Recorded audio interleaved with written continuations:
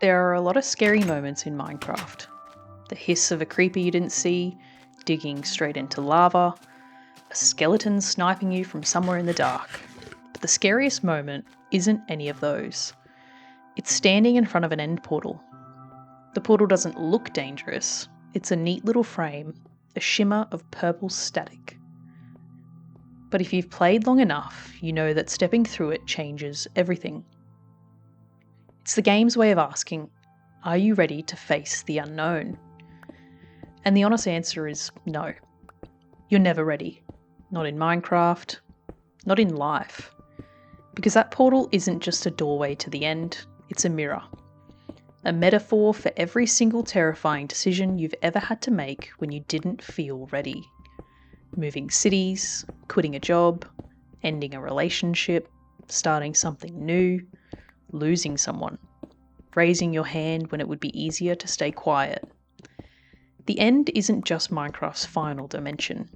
It's a reminder of how it feels to step into uncertainty, to stare at a swirling void and think, I don't know what's going to happen next, but I'm going anyway.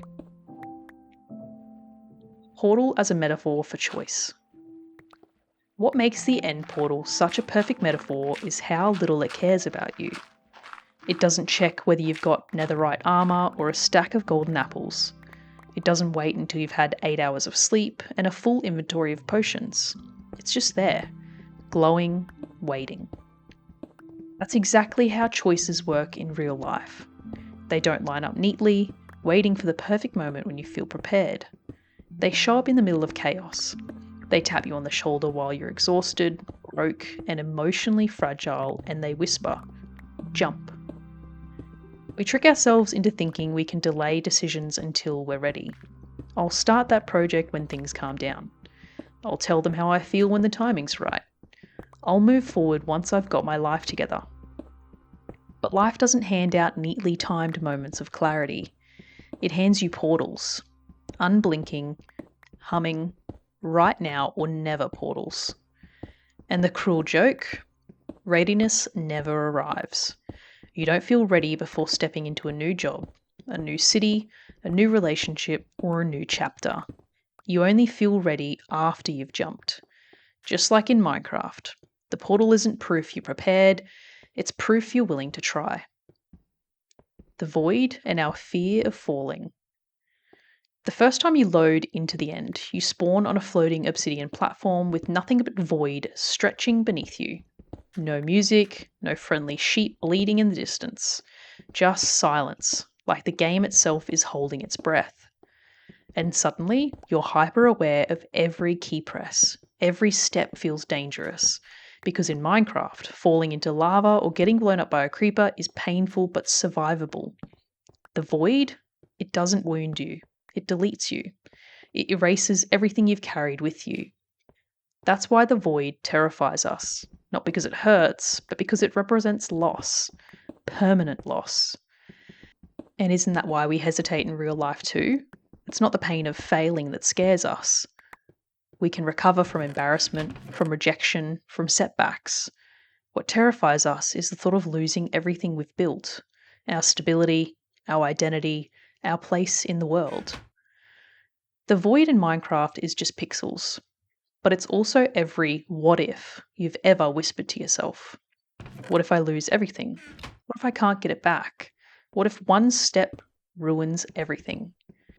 Fear of falling is louder than the possibility of flying, which is why the portal feels so heavy. It doesn't just ask you if you want to fight the dragon, it's asking if you're willing to risk the void.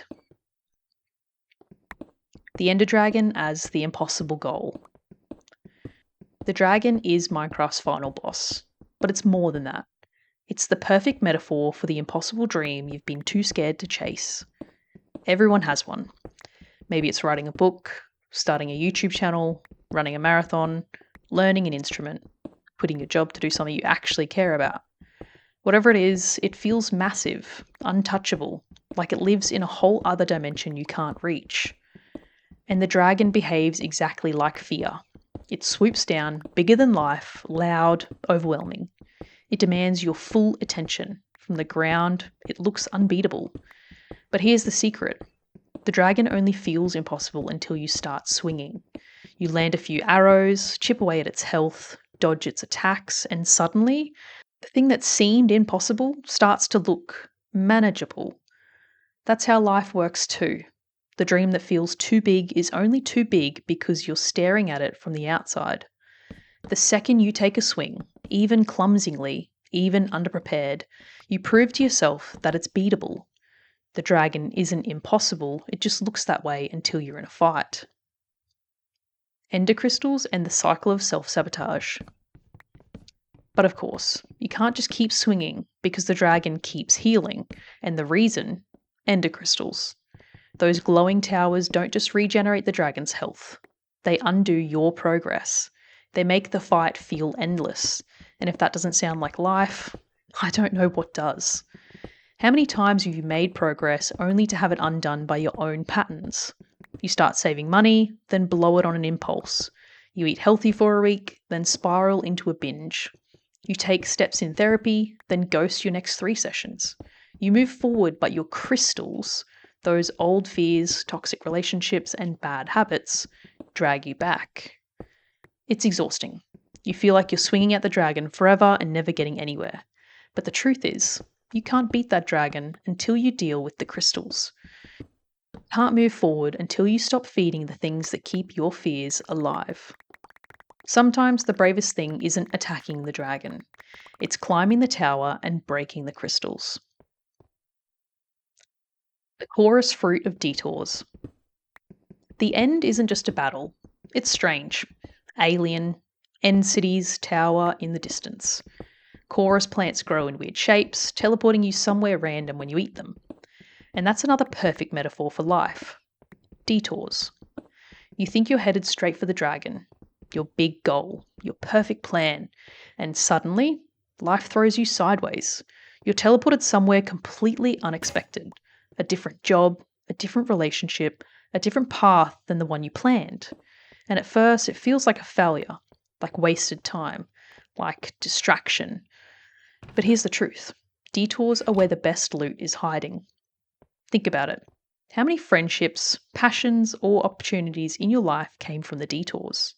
Things you didn't plan, the people you stumbled into, the side quests that ended up changing everything. Minecraft knows something we forget. You don't always reach the dragon in a straight line.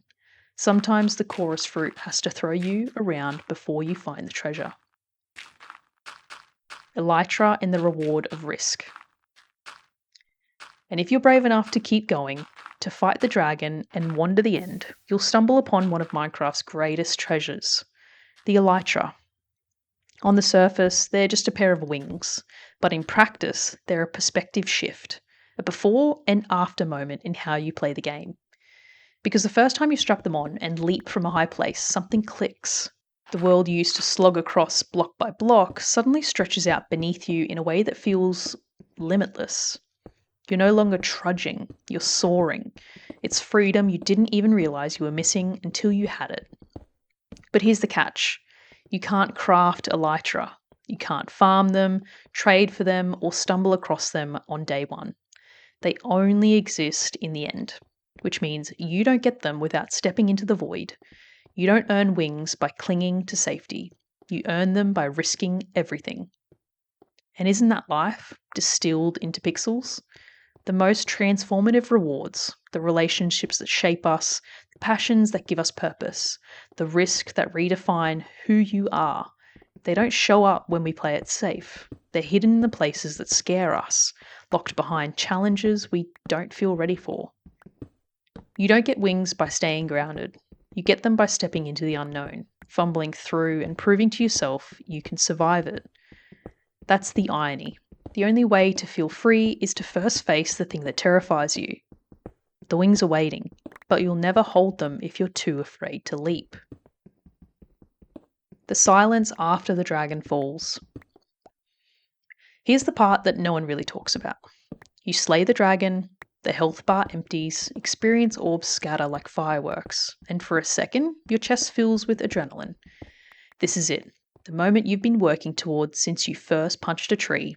And then, silence.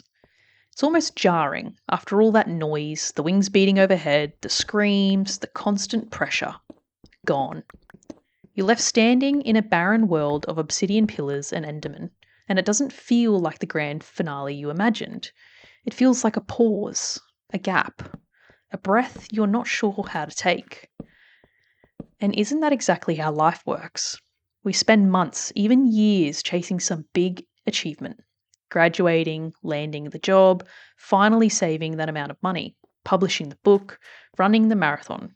And we're convinced that when we finally get there, everything will click. Life will feel complete, we will feel complete. But when it happens, the world doesn't explode into fireworks, the credits don't roll, you just keep going. You close the laptop, you wake up the next day, you stare at yourself in the mirror, the same person you were yesterday, only slightly more tired. And sometimes, instead of feeling triumphant, you feel this strange emptiness. Because it was never about the dragon. It was about you, the shaky hands that steadied, the hours you spent preparing, failing, trying again, the moment you nearly gave up but didn't, the courage you found in the middle of fear, the habits you broke along the way, the tiny lessons you picked up without noticing. That's what changed. Not the dragon, not the ending. You. The dragon wasn't there to be slain. It was there to shape you into the kind of person who could slay it. And once you've done that, you realize the real story isn't the boss fight at all. It's who you became on the way there. The real unknown. The end dimension isn't really about the end at all. It's not the dragon. It's not the void. It's not even the elytra waiting for you in some distant city. The end is about the moment you feel your chest tighten, your palms sweat, and your inventory suddenly look too small for the challenge ahead. It's about standing at the portal when your heart whispers, "You're not ready," and choosing to step through anyway. Because here's the truth. You'll never feel ready. Not for the dragon, not for the void, not for the big leaps in your own life. Waiting for readiness is like waiting for Minecraft to hand you netherite on day one. It doesn't happen. The only thing you get is the chance to jump. And maybe that's what life is really trying to tell us. It's not about building walls high enough to block out the unknown or stockpiling golden apples until you feel invincible. It's about daring to move forward even when you feel undergeared. It's about recognizing that fear isn't a sign to stop. It's proof you're exactly where growth begins. So the next time you're standing at the edge of a choice that feels too heavy, too uncertain, too much like staring into a void, remember the end portal and ask yourself, what if the wings are waiting on the other side? Because life, like Minecraft, isn't about avoiding the unknown. It's about walking into it with shaky hands, a half-broken sword, and a little bit of faith that what's waiting will be worth it. And maybe, just maybe, that's the real end game. Not beating the dragon, not collecting the loot, but discovering who you became when you're brave enough to jump.